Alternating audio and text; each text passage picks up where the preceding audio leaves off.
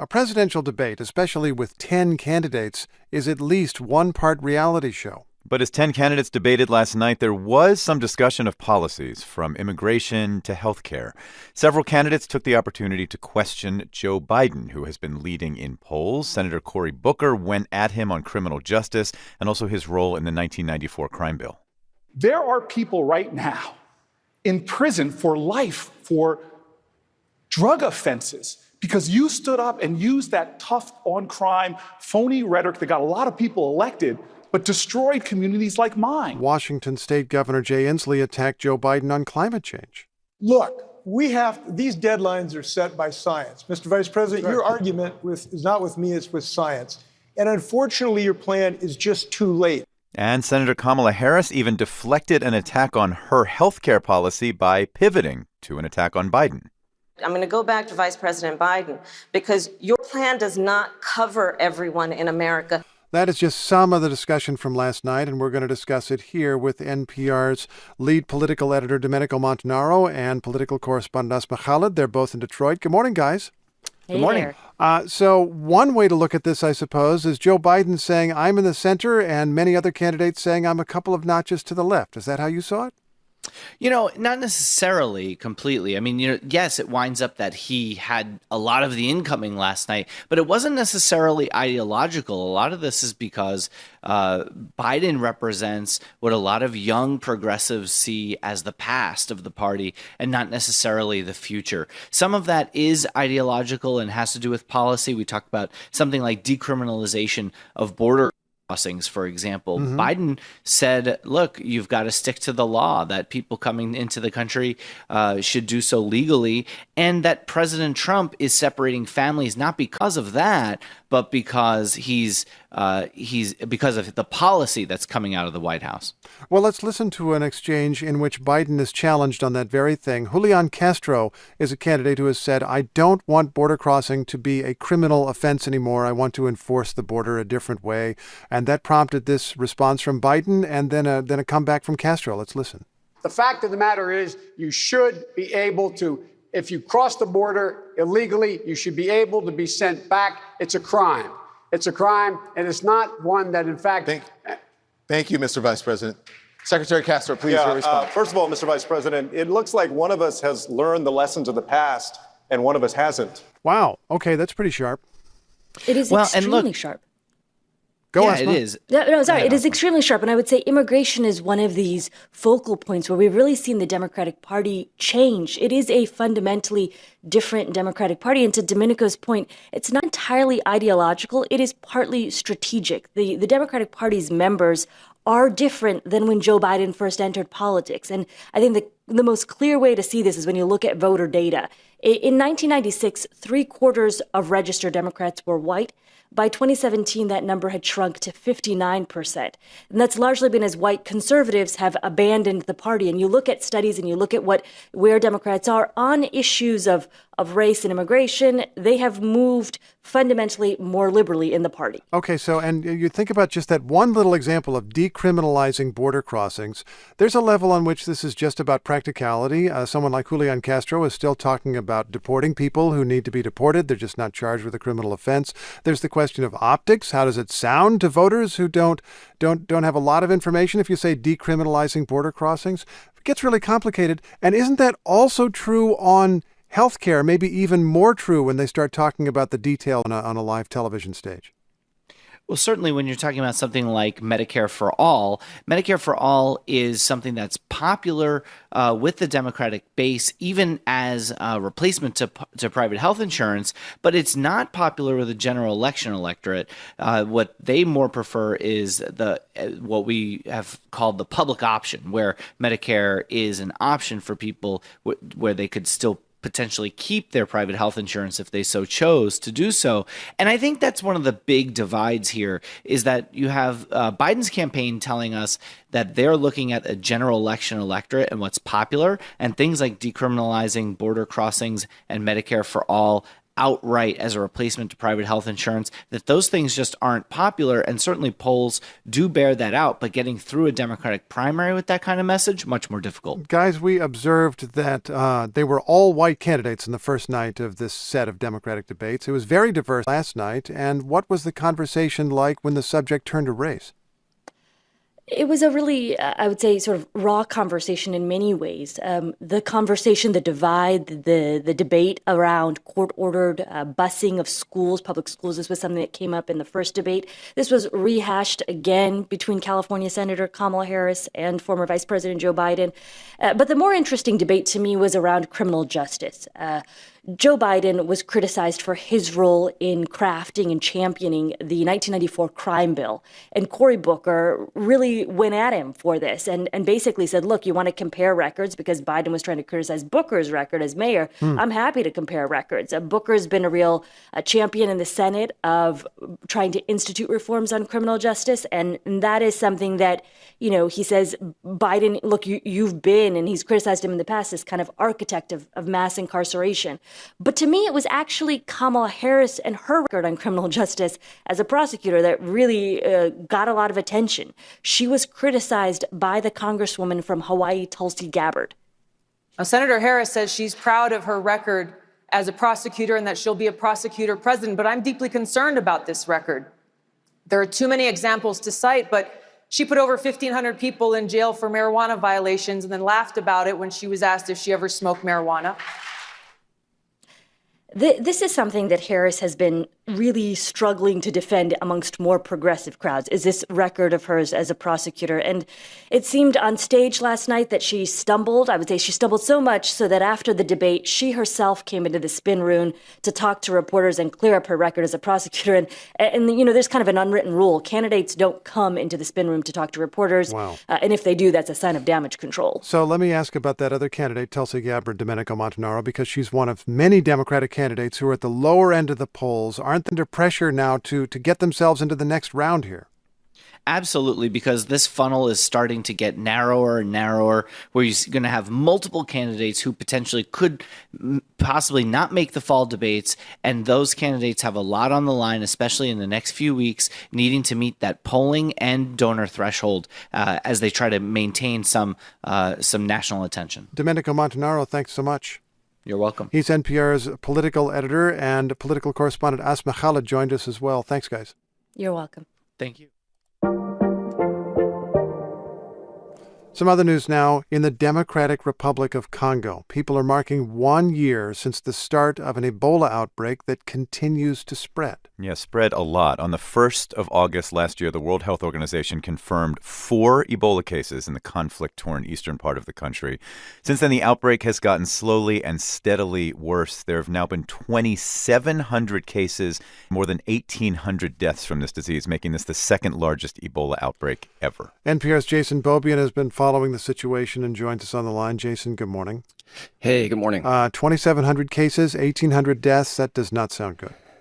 No, it's not. It's pretty bad. And the number of new cases each week, it is down from this peak that we reached in April, but we're still getting about 80 new cases every week. And one of the great fears throughout this whole thing had been that this outbreak might reach the city of Goma, which is this major transportation and commercial hub of about 2 million people right up against the Rwandan border. Well, this week, a second case turned up in Goma. This person, he was a mineral miner. He'd gotten sick, and unfortunately, he was being cared for by family members at home for several weeks, then turned up in a treatment unit and died yesterday. So obviously, there's great concern that some of those people may have been infected, and we may see this virus start to spread in this major city of Goma. I just have to ask, Jason, this began, we said, with 4 cases, and now it has spread to thousands of people. When Ebola starts going, is it inevitable that thousands of people will die? Was this something that was going to happen no matter what the public health response was? No, really, it wasn't. After the West Africa Ebola outbreak, the idea was that there were going to be these new treatments. There was a vaccine that has been introduced. Unfortunately, here, you've had almost this perfect storm of it occurring in this incredibly poor area with bad healthcare infrastructure, incredibly volatile region, various militias that have pillaged this region of the Democratic Republic of Congo for decades. And then you have healthcare workers storming in to try to treat this outbreak outbreak, and they were attacked. Some of them were even killed. The World Health Organization yesterday was saying that they've had 198 attacks on Ebola clinics or workers, including 7 people killed. Treatment units just burned to the ground. So obviously, that would be an incredibly high number of attacks on health operation, even inside a declared war zone. Why would people be burning down clinics that are there to save them? It's just these incredibly high levels of distrust of outsiders that has developed in this particular part of the Democratic Republic of Congo. It's 1,500 miles away from Kinshasa. Some people think this whole thing is a hoax. It's to further people's political agendas. And that was sort of underlined when they canceled the presidential election just in the places where there was Ebola, made more people even more distrustful. Some people are jealous about these people who show up in their white SUVs, so there's a lot of issues going on. Does this prove that the protocols developed after that West Africa outbreak of a few years ago, that they just don't work?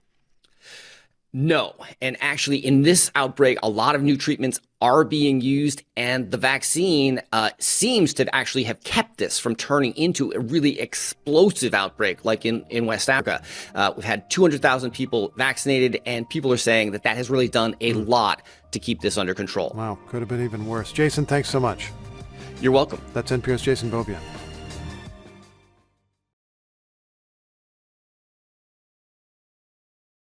The United States and China have been locked in this trade war for about a year now, and it looks like things could intensify. The president threatened new tariffs on Thursday. His move came one day after U.S. advisors returned from trade talks in Shanghai without a deal. To be clear, the president makes a lot of threats, including over tariffs, but he has followed through on some of those threats. And these taxes paid by Americans on imports would affect $300 billion in Chinese goods. When combined with previous tariffs on about $250 billion of Chinese goods, Americans would be paying taxes on almost everything that China ships here. And let's talk this through with NPR's Jim Zarroli, who covers economics and business and joins us. Hey, Jim. Good morning. So we're talking about products in this new round of tariffs, if the president follows through on his threat. It's stuff that a lot of Americans buy, right? Yeah, they will, they are going to be affected by that. You remember there was an earlier round of tariffs imposed by the president last year. That was on a lot of industrial goods, like things that go into the manufacture of other products. So consumers didn't necessarily feel the impact directly. This time, the tariffs are going on the kinds of goods that people buy every day, things like socks, T-shirts, laptops, smartphones. It will cost importers 10% more to bring them into the country. Trump says that could go up to 25% or more. Now, not all of that cost is going to be passed on to consumers, but some of it probably will, which means we could see prices for these kinds of things rising. So the president announced these new tariffs or these threats in a tweet yesterday. Coming out of these talks in Shanghai, I know it didn't seem like there was much progress, but was there any hint that this was coming? Well, I guess with the Trump administration, we've sort of learned to expect the unexpected. The president had talked about a 25% tariff on May. Then he met with President Xi Jinping, and he said he wanted to allow time for negotiations, so they were suspended. Then a few days ago, the U.S. Trade Representative Robert Lighthizer and the Treasury Secretary Steve Mnuchin went to Shanghai to meet with government officials. It was a very short meeting, which didn't seem to bode well, but then Lighthizer's office issued a statement saying the meeting was constructive. Then suddenly yesterday, Trump took this step. Here is what he said to reporters. When my people came home, they said, we're talking. We have another meeting in early September. I said, that's fine. But in the meantime, until such time as there's a deal, we'll be taxing them. Okay, so the president's saying there's another meeting coming up. Negotiations, it supposedly are still ongoing. So why sort of make things more tense? Did the president explain this move and why now? He said China had broken 2 promises. It said it would stop the flow of the synthetic opioid fentanyl into the U.S. Trump said it didn't do that. It also promised to buy more American farm products. Farmers are a big casualty of the trade war. Trump said it didn't do that either. I think what we're seeing here is just pretty clearly an effort to step up the pressure on China. The U.S. wants it to do things like protecting intellectual property, opening up its markets. Trump has said this is a good time to tighten the screws on China because its economy is slowing. How'd the stock market respond to the president's tweet? Well, the stock market usually reacts negatively when things like this happen, and that certainly happened yesterday. The Dow Jones Industrial Average was down more than 1%. We saw big declines in companies that make products in China, like Steve Madden. 70% of the shoes that people wear, Americans wear, are made in China. Also, big decline in companies like Caterpillar that sell to China. And we saw oil prices fall. The economy is already slowing in many parts of the world. A lot of people are afraid that this trade war is just going to make things worse. All right, NPR's Joe Early for us this morning. Jim, thanks a lot. You're welcome. And we're seeing tense relations between the United States and China play out in another way as well. Yeah, FBI agents have been visiting Americans who studied in China. NPR News has learned that the visits came to students at an elite program at Peking University in Beijing. Federal agents were asking if these elite students could be co-opted by Chinese espionage efforts. NPR's Emily Feng broke this story and joins us on the line from Beijing. Good morning, Emily. Good morning. Okay, so even the idea or suggestion that Americans could be co-opted by the Chinese to spy on the United States, this is a big deal. What concerned the FBI here? Well, so all these students were at Yanqing Academy. As you mentioned, they're in Beijing. About a third of the students Yanqing welcomes every year are Americans and Canadians. And the idea is that they're rising stars. They'll make friendships in China. They'll bring those back and they'll build bridges between the U.S. and China. But that's specifically what the FBI is worried about. They're worried that those relationships have led some Yanqing graduates to be co-opted by Chinese intelligence. And NPR learned of 5 such American graduates from Yanqing Academy who had been quietly approached by the FBI in the last year. We published the story earlier today, and since then, actually, more students from other academic programs have reached out saying the same thing happened to them. Oh, wow. So the numbers could be even more. Is there a history of this? Of China trying to use students or researchers, trying to recruit them as spies, essentially? There are a small handful of cases. The most notorious one happened in 2011. That year, there was a man named Glenn Duffy Shriver who was convicted of espionage. He had studied in China and then moved there after graduation, where he met 3 intelligence agents who then paid him to apply for the CIA and State Department jobs. But he was found out. Fast forward to 2019, I think there's an even more widespread fear that China is using these so-called non-traditional actors, so students, researchers, to gather intelligence. It's already become much harder for Chinese students to come study in the U.S. in certain science and technology fields, specifically because of these concerns. And now we're seeing the opposite happen, U.S. students coming under suspicion. So we'll have to see if Americans who have studied in China will experience any negative consequences, such as, for example, not being able to get a security clearance if they're working for a government position. And this comes at a moment, of course, where we were just talking about the trade war. I mean, the China and the United States not exactly getting along right now. How might this fit into that larger context? I mean, since the trade war began last year, the U.S. and China, particularly the U.S., has been working to disentangle the flow of students, people, trade, investment, even academic collaborations between the two countries. So when the FBI and other intelligence agencies start looking at anyone who studied in China, that's part of that effort. But many worry that when you define the category of who should come under suspicion so broadly, that you're scrutinizing too many innocent people. And also keep in mind, these are the people who have studied in China that can be useful in the future for furthering U.S.-China relations. So some say, it's counterproductive. But I think what the story really illustrates to me is this central conundrum that's emerging as the U.S. approaches China now, which is how do you protect the U.S.'s national security without endangering the democratic principles that allow the right people and the right ideas to move back and forth between the two countries? Yeah, it's a big, important question. NPR's Emily Feng in Beijing this morning. Emily, thanks for your reporting. Thank you. We've come to a major moment of transition in Puerto Rico. After weeks of these massive protests calling for his resignation, Governor Ricardo Rosselló says he will leave office by 5 p.m. today. But here's the thing. It's unclear who will replace him. Succession plans, as we've been reporting, have fallen into chaos. One potential candidate rejected the position, and Governor Rosselló's hand-picked favorite for the job is facing opposition from the island's legislature. All right, let's talk about this moment with NPR's David Welna, who is in San Juan. Hi, David. Hi, David. So what is the latest now as we're coming up on hours until Rosselló is supposed to step down? Well, quite honestly, it's a bit of a mess. Nobody knows for sure who will be this island's governor at 5 o'clock this afternoon, which is when Governor Rosselló has said he'll step down. We don't even know where a transfer of power might take place, much less who'll end up in charge. There's speculation that Rosselló himself may stay on longer as governor, given how unresolved things seem to be here. A few days ago, it looked like it would be his Secretary of Justice, Wanda Vasquez, who'd succeed him, because the Secretary of State, who would be the first in line to replace Rosselló, quit last month, and she'd be next. But on Tuesday, the governor appointed Pedro Pierluisi, whom he narrowly defeated in his party's gubernatorial primary 3 years ago to be Secretary of State. In effect, this disgraced governor has handpicked his successor. Well, and the state legislature is opposed to that handpicked successor, right? Why is that? Well, the governor seems to have circumvented Puerto Rico's Congress in naming Pierluisi as his successor. There's a loophole in the law here that says the Secretary of State does not need to have been confirmed by the Congress before replacing the governor. But the courts here could rule that that loophole is unconstitutional. So the governor has also convened a special session of Congress to confirm Pierluisi. That was yesterday. It's sort of taking a belts and suspenders approach.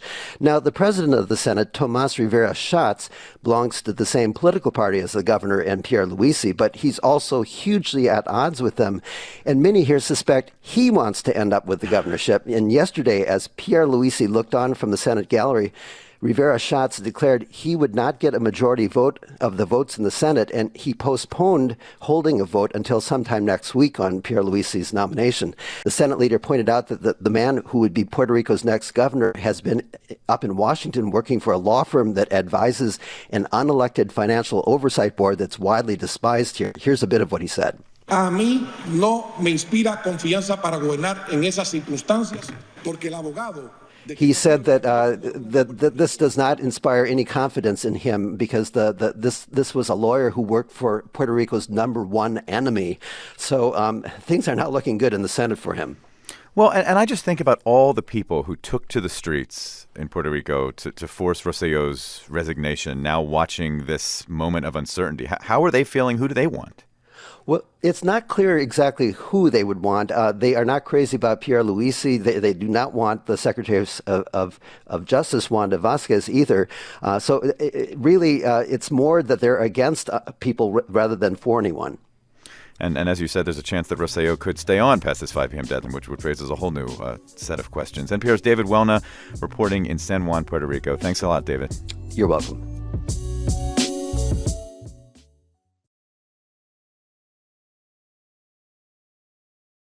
On Up First, we usually try to bring you a diverse range of stories from across the globe each morning. Today is not one of those days because we are focusing on 2 mass shootings here in the U.S., carried out not even 24 hours apart. The first took place in El Paso, Texas, and that is where you are this morning, right, David? Yeah, we just landed here, Rachel, and it's amazing. I mean, the guy who drove us from the airport was touched by this. His friend lost her uncle in the shooting at the Walmart here. He shops in that Walmart every single day almost with his family, and so you just get a sense that everyone was touched. So it was Saturday morning this past weekend when this gunman walked into a Walmart, opened fire, killed 20 people, injured more than 24 others. Police have the suspected shooter in custody now. They believe he's the author of a hate-filled anti-immigrant document posted online detailing his reasons for carrying out this attack. And the U.S. Attorney for the Western District of Texas, John Bash, says that investigators are now considering the shooting an act of domestic terrorism. And I'm sitting next to journalist Monica Ortiz-Uribe, whose hometown is El Paso. She's covering this story. Monica, thanks for taking the time this morning. Sure thing, David. What do we need to know as of this morning as Monday begins? Well, we're beginning to know more about the families who were impacted. There's so many heart-wrenching stories. One of them is of a mom who died seemingly shielding her 2-month-old infant from the gunman. And among the injured are 3 soccer coaches who were fundraising at the Walmart for their youth team.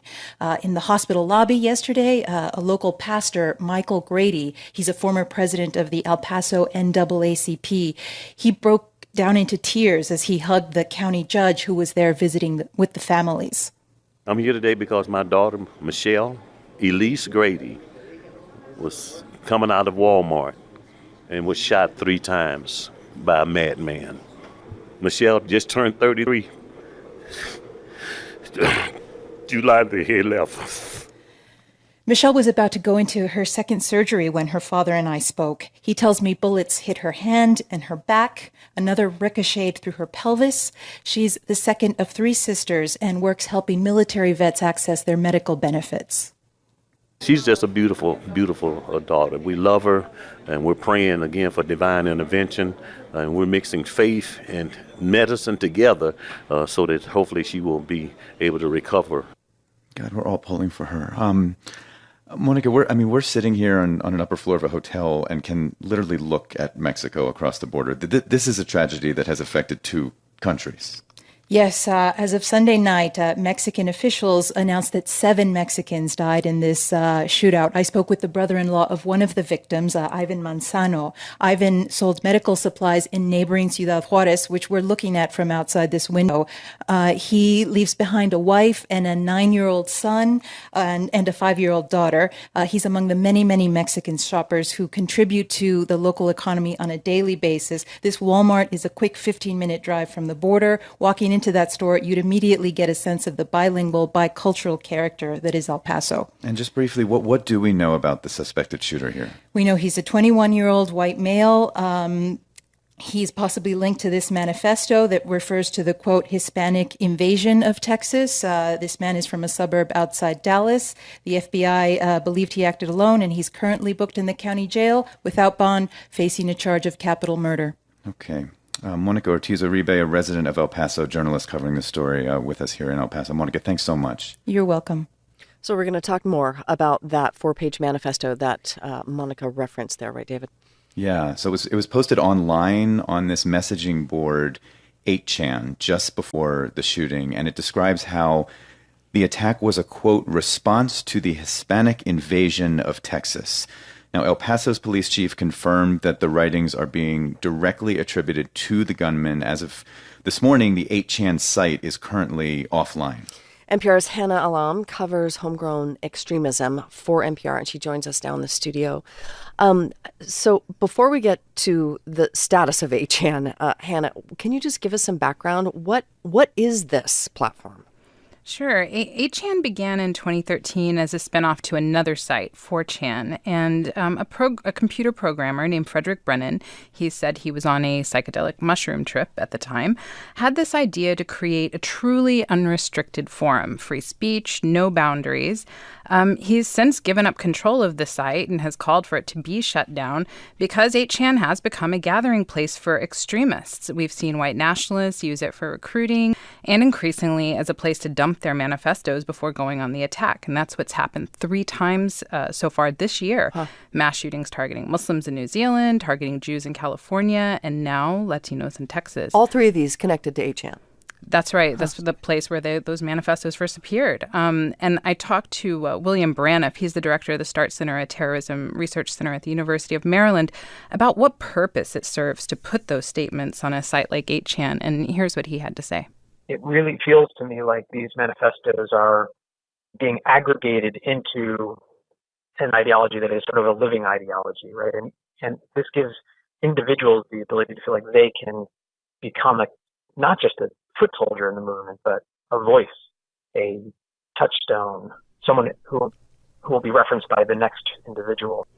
And so, as we heard, what he is describing is the copycat or cascade effect of these attacks. And we saw that in the El Paso statement, where the suspect begins by saying he supports the Christchurch shooter. Oh, harrowing to think of this all building an ideology in real time. Tell us now about the site. It's down now, correct? It is, but this apparent knockout blow didn't come from authorities or from the site's owners.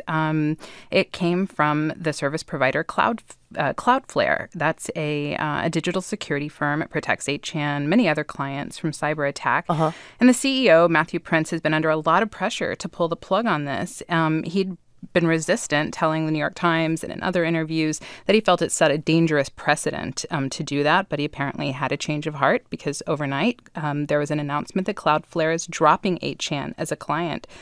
And in a statement explaining why, Prince cited the mass shooting manifestos and said, quote, "The rationale is simple. They've proven themselves to be lawless, and that lawlessness has caused multiple tragic deaths." But Hannah, if this firm that protects 8chan from a cyber attack is not connected to them anymore, does that mean they can just find someone else to do that job? I mean, does 8chan, can they just find somewhere else to pop up? There are competitors, and that's how we got 8chan in the beginning, as a spinoff. So that there's definitely skepticism about the effect.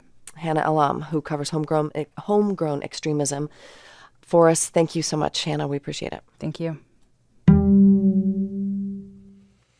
So just hours after the massacre in El Paso, a shooter opened fire in Dayton, Ohio. It happened in this part of the city that's a big destination for nightlife, lots of restaurants and bars. And at this point, we know that a 24-year-old white man shot pedestrians as he walked down a busy street in this district. It happened shortly after midnight on Sunday morning.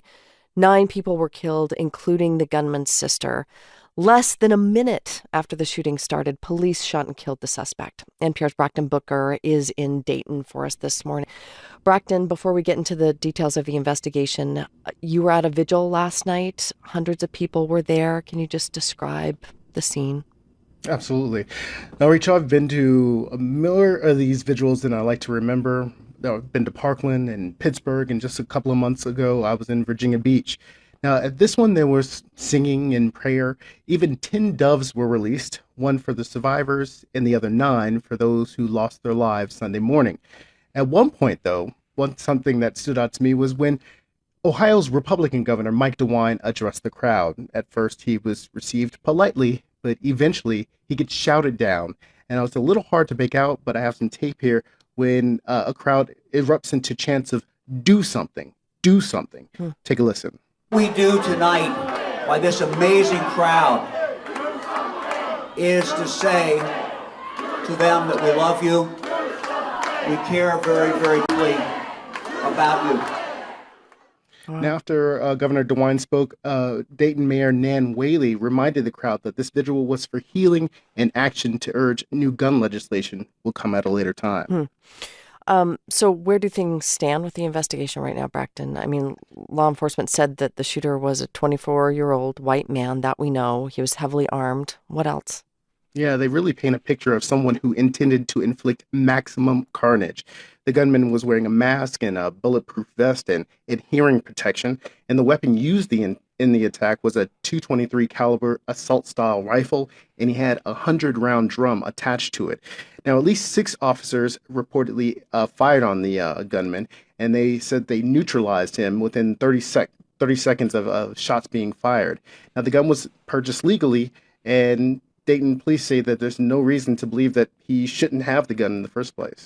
But, I mean, it's just notable that it happened so quickly. They were able to take this gunman down, but still at least 9 lives were lost in that duration. Including his sister, Megan Betts, who was 22 years old. She was one of the youngest victims, who ranged from 22 to 57. Now, 6 of the victims were black, and Dayton Police Chief Richard Beal was asked if race played a factor in the shooting, and here's what he said. We have no evidence to suggest that there's a bias motive in this crime at this time. He said no, but left the door open, saying at this time. So we'll see what the investigation turns up as we continue. NPR's Braxton Booker reporting for us on the shooting in Dayton, Ohio that happened in the early hours of Sunday morning. We are covering the details of 2 massacres over the weekend in El Paso as well. Braxton, thanks. We appreciate your reporting. Sure.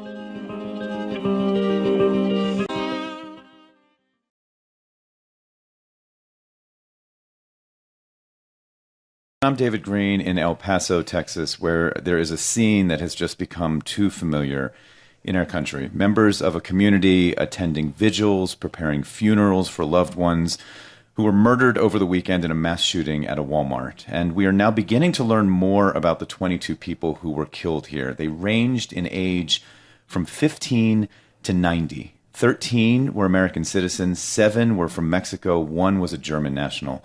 We're also getting a clearer picture of the timeline of this attack. And Mallory Falk is a reporter for NPR's member station KERA, and she is with me here in El Paso. Mallory, thanks a lot for being here and for all the work you're doing. Thanks for having me. So police are starting to share some details about the shooter and specifically what led him to this Walmart. What are we learning now? Police Chief Greg Allen said the suspect purchased his gun legally near his hometown in Allen, and it was a 7.62 caliber rifle. Allen says the suspect drove 10 to 11 hours to El Paso, and he said the suspect got here and was lost in a neighborhood and ended up at Walmart because he was hungry. The chief said the suspect has cooperated from the beginning and, quote, appears to be in a state of shock and confusion. Well, as we're learning that, you also were reporting at a vigil last night for, it sounds like one of the youngest victims here. Just to take us there. The vigil was for Javier Amir Rodriguez, and he is the youngest victim of the shooting, just 15 years old. He was supposed to be starting his sophomore year of high school. And as you can imagine, there was a lot of sorrow at the vigil. His parents and sister didn't speak, but they released 22 doves, one for Javier, followed by 21 for the other victims. I spoke with several of Javier's friends, and they described an energetic soccer fanatic who was also a bit of a jokester. One of his friends said Javier liked to tell jokes and then ensure that you laughed at those jokes. He'd give you a hard time until you cracked a smile. During the vigil, several of his classmates and former soccer coaches spoke, as well as the superintendent of the school district, Juan Martinez, and he got very emotional. Let's listen. Javier did not deserve to be taken away from his family. Javier did not deserve to be taken away from his friends. Javier did not deserve to be taken away from his school. And Javier did not deserve to be taken away from all of us. And after those speeches, his teammates circled up and embraced each other, and it was just clear that the community will be grappling with his death for a long time to come. You know, Mallory, one of the things I've noticed being in El Paso as the pain that people are feeling, they'll quickly say, though, that this is not El Paso, that they want people to know this city not for this act of violence. But what are you seeing as you've been spending time, as people have been processing this? I am really seeing this insistence that this is not El Paso and this is not going to define this city.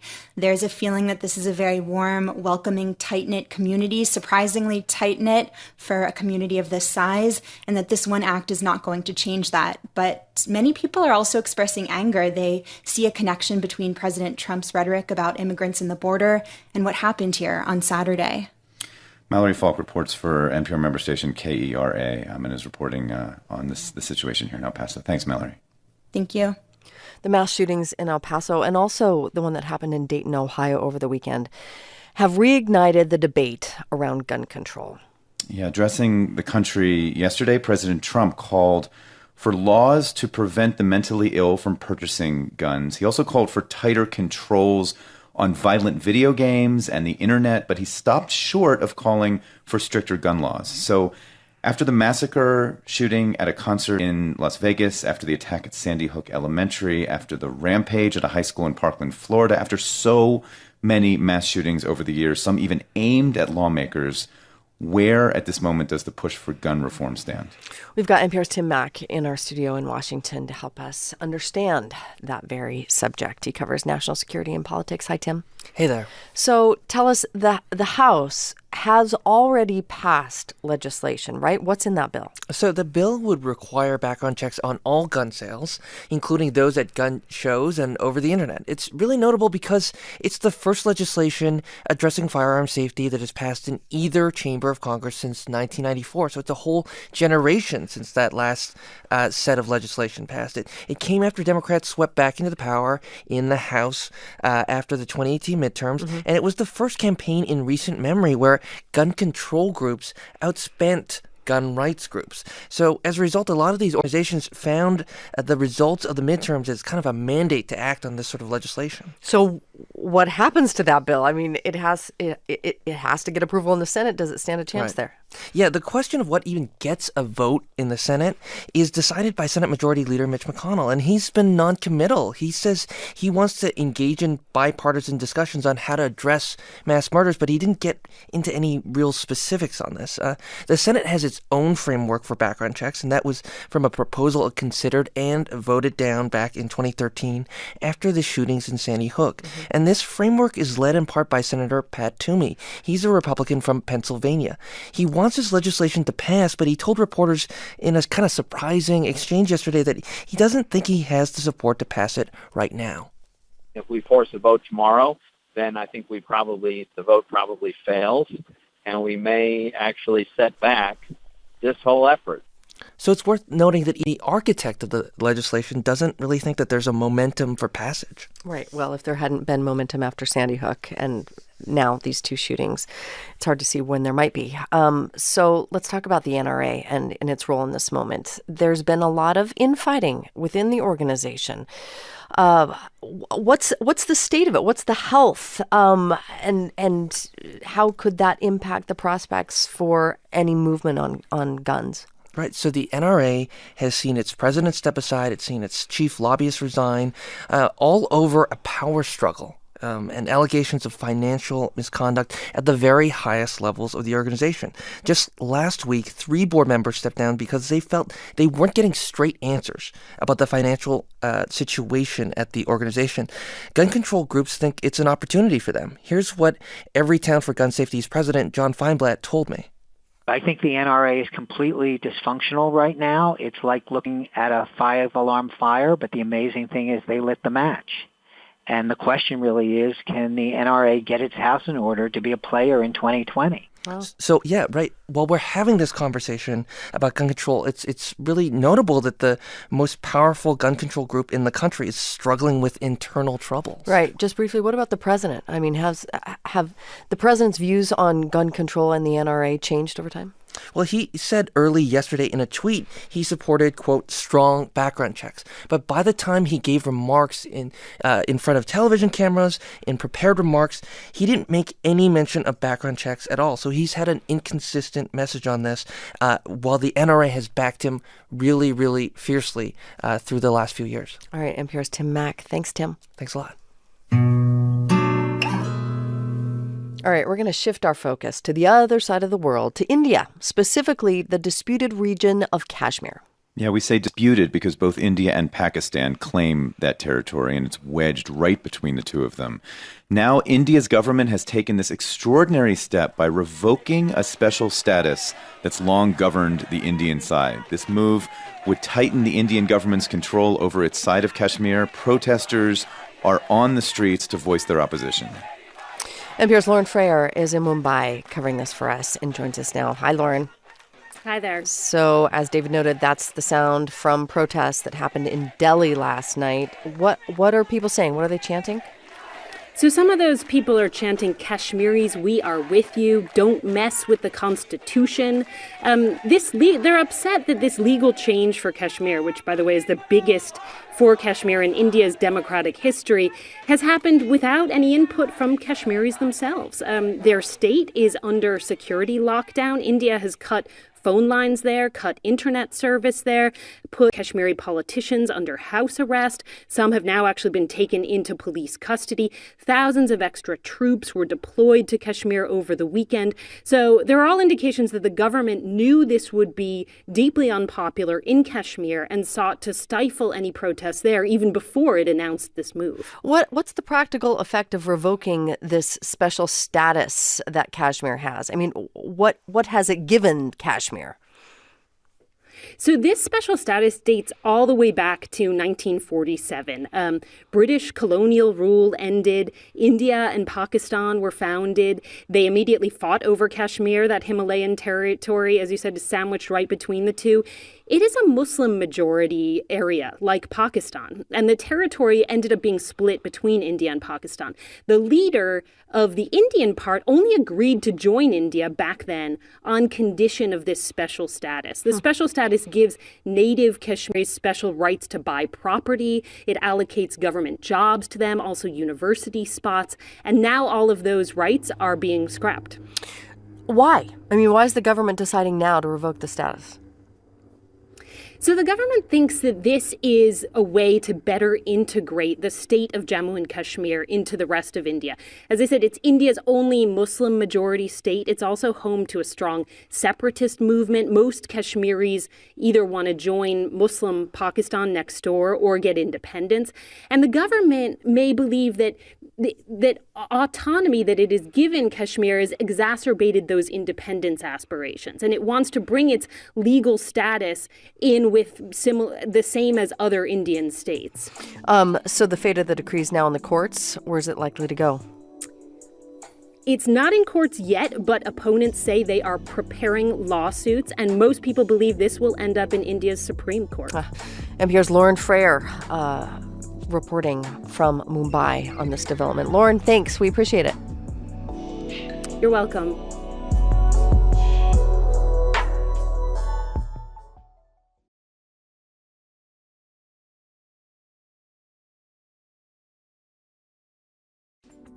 It is part of a president's job to console after tragedy. Today, President Trump will try to do that. He is visiting 2 communities recovering from mass shootings. First, he's going to Dayton, Ohio. That's where 9 people were shot dead by a gunman early Sunday. Then he goes to El Paso, Texas, where 22 people were killed when a shooter opened fire in a Walmart. Yeah, and I got to say, Rachel, his presence here in El Paso is controversial. There's some in the city who just don't think Trump should come, and that includes Democratic Congresswoman Veronica Escobar, who represents this area. She was speaking to MSNBC. Words have consequences, and the president has made my community and my people the enemy. He has told the country that we are people to be feared, people to be hated. And we should say, Rachel, this visit is happening as many of the survivors in El Paso are still in the hospital, and victims' families, as you can imagine, are still shocked. Right. And so you got a really close, intimate look at the pain that these families are experiencing, right? Yeah, we paid a visit yesterday. We were at this auto body shop a couple miles from here in downtown. We were meeting Tito Anchondo. He lost 2 family members at that Walmart, both his brother Andre and Andre's wife, Jordan. Their 2-month-old baby was with them at the Walmart. He survived. When I met Tito yesterday, he was actually working on cars at the shop. It's only been 3 days, but he said the family just can't afford to close the business. I mean, we'd like to stop. We'd like a moment, but for somebody who's, self-employed, like myself and my dad, there's no possibility. I wonder if it's also about just, staying busy, distracting yourself from the grief. Yeah, I mean, I wondered the same thing. I mean, this family is totally broken. Tito, was trying to stay strong and hold it together. But one thing he told me is that he can't even spend time with his mother right now because he's so worried that it might upset her. I don't even want to go and see her because everybody keeps telling me that I look just like my brother. And I don't want her to even look at me because I don't want her to remember my brother's face. But it's tough, guys. It's really, really tough. And Rachel, you understand this. I went into this conversation thinking I wasn't going to bring up politics with this family at all. It just felt insensitive. But then Tito, pretty early on, told me that he's really happy that President Trump is coming here. How come? Well, I mean, he said his late brother supported the president. He said he supports the president, but that he's really grappled a lot with some of the racist things that President Trump has said. And he's hoping to get some FaceTime with the president to challenge him on some of that. So, I mean, what are we expecting from Trump's visit there? Any idea what he's going to say, who's going to meet? I mean, you think about some of the things that the president has said in the past. I think when he meets with city officials, if he meets with victims, we'll have to see if those things come up. He also mischaracterized the crime rate in the city back in his State of the Union address when he suggested it had been one of America's most dangerous cities. He's called migrants from Mexico, some of them rapists. And yet I remember from my days covering the White House, there's still always something about the institution of the presidency. I mean, people who have gone through crisis, who are grieving, many of them just crave some sort of soothing from a president. And President Trump has struggled to fulfill that role in the past, and he certainly has an immense test, I think, today. Right. David, thanks to you and your team for all the reporting from El Paso this week. We appreciate it. Yeah, of course.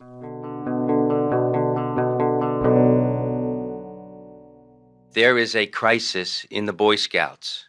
And there has been for many years, many decades. That's the voice of Stuart Eisenberg. He's the lead attorney in a new lawsuit that was filed in Pennsylvania this week. And it alleges that the Boy Scouts of America continues to cover up a, quote, pedophilia epidemic within the organization. The lawyers say they've identified 350 previously unknown Scoutmasters who they allege preyed on boys. Nick Pugliese is covering the story for NPR's member station WHYY and joins us now. Nick, so the lawsuit focuses on a plaintiff identified only by the initials SD. What stands out in terms of the allegation that he's brought forward? Yeah, the first thing that stands out to me is the activities that make the Boy Scouts enjoyable for so many kids, like the overnight trips in the woods away from parents, is also what made the boy in this case so susceptible to abuse. And some of the allegations in this lawsuit are just horrific. And at the same time, they have a lot in common with so many other cases that have come out of the Scouts or out of the Catholic Church for that matter, like the grooming by the Scout leader, the fact that the boy apparently grew up without a father and looked to the Boy Scouts for that guidance. So I've covered more of these cases than I would have liked to at this point, and it's still difficult to fathom how a lot of this abuse followed similar patterns, and yet it was apparently able to go on for so long and on such a broad scale. Right, but we've heard of these kinds of allegations within the Scouts for a long time. What makes this lawsuit unique? So the attorney representing the Pennsylvania boy and some other lawyers have been running an outreach campaign on TV. They now say they've signed up almost 800 new clients, which, as you said, includes allegations against 350 Scout leaders who weren't previously named in internal Boy Scout records. So it's just the scope. The scope of it. I don't think they've quite wrapped their heads around it yet. And the second thing is something that Marcy Hamilton mentioned to me this week. She's the head of an advocacy group called Child USA. We're finally shifting the power over to the victims, so the victims are able to go to court, to get discovery, and to show the world the truth. What she's talking about there is there's states like New York and New Jersey that recently passed laws that will make it easier for victims to bring sex abuse lawsuits, and other states are now considering similar steps. So the legal landscape is shifting in some places, and it could expose the Boy Scouts and other groups to more lawsuits than ever before. Are the Boy Scouts responding to this latest suit? I mean, is there a sense that they're going to take these allegations any more seriously than they've done in the past? I reached out to the Boy Scouts, of course, and the first thing they said is, yet again, they apologized to anyone who was hurt, and they admitted they didn't always do enough in the past to protect their Scouts. They talked about the protections they have in place now, like criminal background checks for leaders. And they also said the group of attorneys I mentioned before actually shared some of the new allegations with them. And based on that, they've made 120 referrals to law enforcement agencies. So they do seem to have investigated some of the new names that they got pretty quickly. I just want to briefly mention one other dynamic in play here, and that's the reports that surfaced last year that the Boy Scouts are considering filing for bankruptcy. If that happens, it could make it even harder for victims to file lawsuits and eventually win damages. Right. WHYY reporter Nick Pugliese, thank you so much. Thank you. All right, we're going to turn next to China because mainland China, the government there, has issued this very ominous warning to protesters in Hong Kong. The message from a government spokesperson in Beijing yesterday was, quote, "Those who play with fire will perish by it." That warning followed even more demonstrations in Hong Kong on Monday. Protesters there barricaded roads, they took over police stations, and there was a general strike that basically brought the city to a standstill. Here's Beijing correspondent Emily Feng is with us to talk about all of these developments. Hey, Emily. Hi, good morning. So tell us more about this warning issued by Beijing. It's very strong. Beijing's top office for Hong Kong affairs said Beijing has tremendous power to counter protests, and they put part of the blame on meddling from foreign external forces, by which they mean the United States. Then again, they had another press office today in the southern city of Shenzhen, which is this mainland city that borders Hong Kong, and they said that if the situation deteriorates beyond control, quote, China's central government will not sit idly by. So these are very stark warnings, but also keep in mind these comments are being broadcast widely in mainland China in addition to Hong Kong. So the audience is not just the protesters in Hong Kong, it's people in China, and it's to reassure them that Beijing is still in control and make sure that they have the state narrative about what's happening. But it's so interesting because that's what the Hong Kong protesters are out on the streets against, is China's influence. And here's China just overtly making clear that they do have the power to crack down. I mean, is this moving towards the possibility of military intervention? That's still unlikely right now. And that's unlikely because Hong Kong is valued as an international financial hub. And if there is a likely bloody military crackdown that's led by China, that means that that status would be destroyed. All these multinational companies would move away, financial institutions would leave. But at the same time, Beijing's facing this deadline, October 1st, and that's when the People's Republic of China celebrates its 70th birthday. And it would be really embarrassing if there are still protests against Beijing's rule happening in Hong Kong. Right. So Beijing is probably going to turn to other methods that are optically a little bit better. They said yesterday at the press conference that they were going to call on loyal Hong Kongers to stand up and firmly protect their homeland. And what that means is we could probably reasonably expect to see more pro-Beijing counter-protesters in Hong Kong doing things like hoisting the Chinese flag, singing the national anthem, and maybe even more of those mysterious white-shirted masked thugs that are beating protesters up at rallies. Right. We saw that happen on a subway platform. I mean, that doesn't sound good for Hong Kong. I mean, despite these warnings, is there any suggestion that the protesters in Hong Kong are going to start to stay home? No. If anything, they're more inflamed by these warnings, and there are protests planned for this weekend. They're demanding universal suffrage for their a new leader, an independent investigation into police brutality, an end to an extradition bill, and these warnings talk right past those demands. Right. NPR's Emily Feng in Beijing. Emily, thanks. We appreciate it. My pleasure.